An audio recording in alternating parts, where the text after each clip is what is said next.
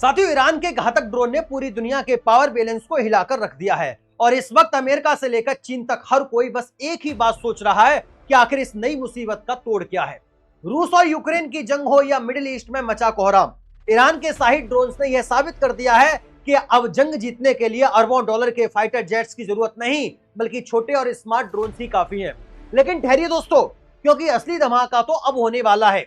जब दुनिया ईरान के ड्रोन्स की फुटेज देखकर दंग रह गई थी, ठीक उसी वक्त भारत ने एक ऐसी चाल चल दी जिसने पेंटागन से लेकर बीजिंग तक खलबली मचा दी है। भारत ने अपना वो तुर्क का इक्का निकाल दिया है जिसे दुनिया शेषनाग 150 के नाम से जान रही है। क्या आपको अंदाजा है कि यह शेषनाग ईरान के साहित्य से कितना ज्यादा खतरनाक है?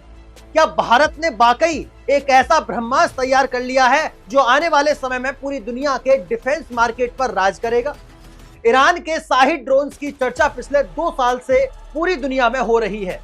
अमेरिका जैसी सुपर पावर भी इस बात से परेशान है कि आखिर 20 से 100 डॉलर का एक मामूली दिखने वाला ड्रोन करोड़ों की मिसाइल डिफेंस सिस्टम को कैसे चकमा दे रहा है। लेकिन भारत ने जो शेषनाग 150 उतारा है वो सिर्फ एक जवाब नहीं है, बल्कि वो ड्रोन्स की दुनिया में एक नई क्रांति है। ईरान का शाहिद अगर एक शिकारी है तो भारत का शेषनाग उस शिकारी का भी बाप है। इसकी रफ्तार, इसकी मार क्षमता और इसका स्वदेशी दिमाग इसे दुनिया के किसी भी दूसरे ड्रोन से मीलों आगे खड़ा कर देता है। आखिर इस शेषनाग में ऐसा क्या है जिसे देखकर हमारे दुश्मन देशों के माथे पर पसीना आ जाता है? चलिए आज इस राज से पर्दा उठाते हैं और समझते हैं कि आखिर 2026 का यह नया भारत कैसे अपनी ताकत से दुनिया के नक्शे पर नई इबारत लिख रहा है। ईरान और इजराइल के बीच जो हालिया तनाव देखने को मिला है उसमें एक बात बिल्कुल साफ हो गई है दोस्तों कि अब फ्यूचर वॉरफेयर पूरी तरह बदल चुका है। ईरान ने अपने शाही ड्रोन्स के जरिए इजराइल के आयरन डोम जैसे दुनिया के सबसे एडवांस डिफेंस सिस्टम को टेस्ट किया और दुनिया को दिखाया कि अगर संख्या ज्यादा हो तो सबसे महंगा डिफेंस सिस्टम भी फेल हो सकता है। इसी जंग को देखकर भारतीय सेना और हमारे रक्षा विशेषज्ञों ने एक बहुत बड़ा सबक लिया। भारत समझ गया कि आने वाले समय में अगर हमें अपनी सीमाओं को सुरक्षित रखना है तो हमें भी एक ऐसा क्लियर ड्रोन चाहिए जो सस्ता हो लेकिन बेहद सटीक और पावरफुल हो। और यहीं से जन्म हुआ भारत के अपने शेषनाग 150 का। यह कोई साधारण ड्रोन नहीं है, बल्कि यह एक लॉइटरिंग मशीन है जिसे आसान भाषा में हम सुसाइड ड्रोन या कैमिकेज ड्रोन भी कह सकते हैं।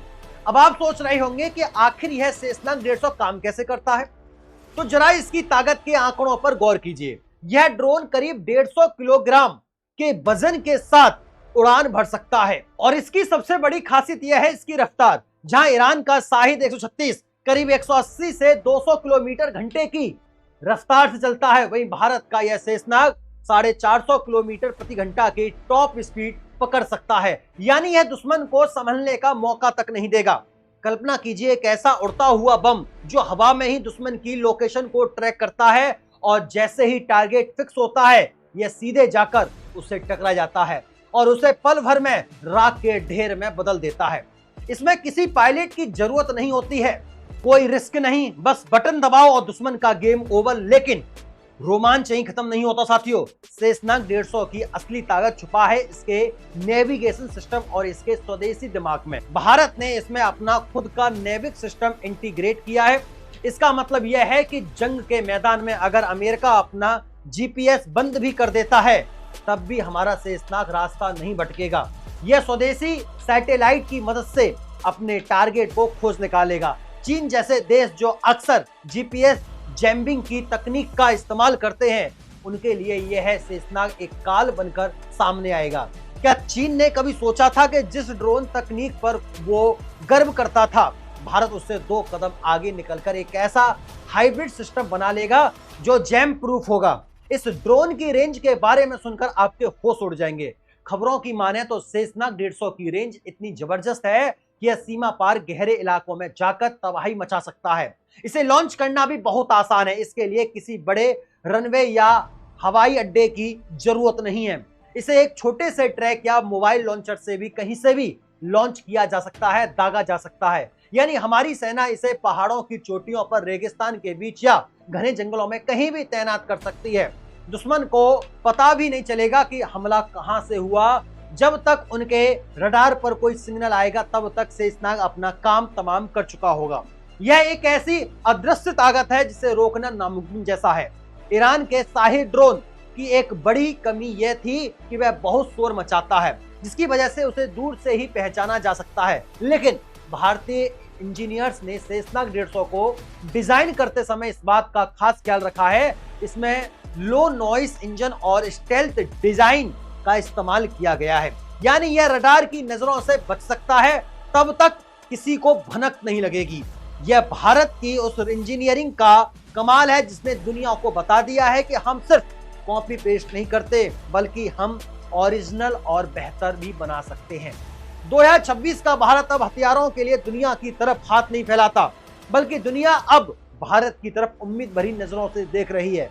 यहाँ एक और दिलचस्प बात यह है दोस्तों कि शेषनाग 150 को बनाने वाली कंपनी एक भारतीय स्टार्टअप है। जी हाँ दोस्तों, आत्मनिर्भर भारत और मेक इन इंडिया की यह वो असली तस्वीर है जो आज धरातल पर दिख रही है। रक्षा क्षेत्र में जिस तरह से भारतीय स्टार्टअप ने एंट्री मारी है, उसने बड़े बड़े दिग्गजों की नींद उड़ा दी है। सोचिए, एक तरफ दुनिया की बड़ी बड़ी डिफेंस कंपनियां अरबों का बजट लेकर बैठी रहती हैं और दूसरी तरफ हमारे देश के युवा इंजीनियर्स ने अपनी काबिलियत से एक ऐसा ड्रोन तैयार कर लिया है जो ग्लोबल स्टैंडर्ड्स को चुनौती दे रहा है। यह भारत के उस टैलेंट की जीत है जिसे अब तक दबा कर रखा गया था। अब जरा इसके इस्तेमाल के तरीके को समझ लेते हैं। शेषनाग 150 सिर्फ एक अकेला ड्रोन नहीं है, बल्कि यह स्वार्म टेक्नोलॉजी यानी ड्रोन्स के झुंड के साथ भी काम कर सकता है। कल्पना कीजिए कि एक साथ 50 या 100 शेषनाग ड्रोन हवा में उड़ रहे हैं।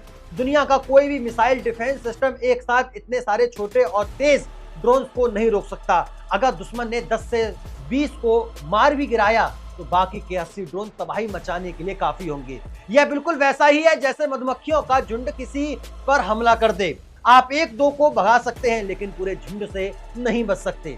भारत की यह स्वार्म ड्रोन ताकत आने वाले समय में युद्ध की पूरी परिभाषा ही बदल देगी। लेकिन क्या आपको पता है कि शेषनाग 150 के आने से हमारे पड़ोसियों की रातों की नींद उड़ गई है?